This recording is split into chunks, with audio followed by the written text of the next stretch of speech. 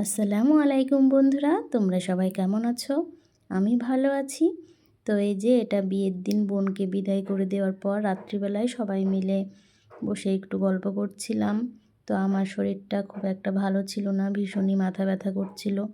তো নিচে এসে সবার সঙ্গে গল্প করছিলাম আর একটু চা খাচ্ছিলাম।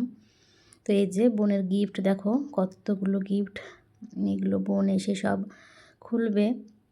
তো পরের দিন সকালবেলাতেই আমাদেরকে বৌভাতের জন্য বেরোতে হবে খুব সকাল সকাল। তো এই যে আমরা বেরিয়ে গেছি।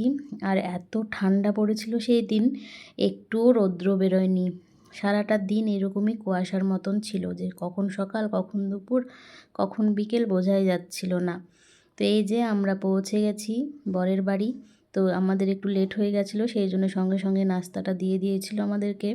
তো নাস্তা খেয়ে এখানে চলে এসেছি। তো খাওয়া দাওয়া করার পর আমরা সব বোনগুলো মিলে একটু গল্প করছিলাম।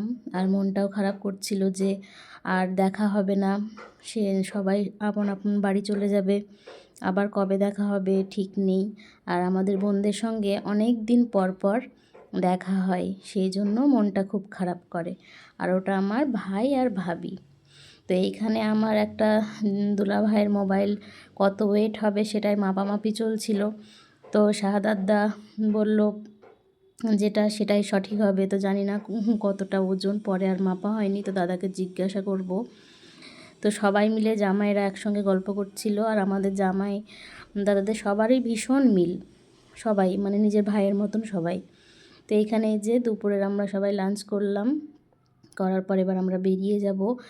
এমিরা সন্ধ্যার দিকে বেরোবে, আর আমরা যেহেতু বাড়ি চলে আসব সেই কারণে একটু তাড়াতাড়ি বেরিয়ে গেছিলাম, নাহলে বাড়ি আসতে অনেকটা রাত্রি হয়ে যাবে। তো সবার কাছে বিদায় নিয়ে এই যে সব ফার্স্টে আমরাই বেরিয়েছিলাম। তো সবাই মিলে এই যে এখানটায় গাড়ি আছে, গাড়ির কাছে এসেছি। এটা আমার দিদির মেয়ে, বিথিদির মেয়ে। তো আমাদের পরপরই বিথিদিরাও বেরোবে। আর বড় খালারা দাঁড়িয়েছিল, আমাদের গাড়ি বেরোবে তারপর পরপর গাড়ি বেরোবে, যেহেতু গলিটা ভীষণই ছোট ছিল সেই জন্য। তো এই যে এই রাস্তাটাও খুব সুন্দর করে সাজিয়েছিল, দেখতে ভীষণ ভালো লাগছিল, লাইট জ্বলছিল তখন। সামনের গেটটা আমার নেওয়া হয়নি। আর এই যে এই পুচুটা আমার দিদির মেয়ে, বিথিদির মেয়ে, ভীষণ কিউটও। তো সবাই ভালো থাকবেন, সুস্থ থাকবেন। ভিডিওটা কেমন হলো অবশ্যই জানাবেন।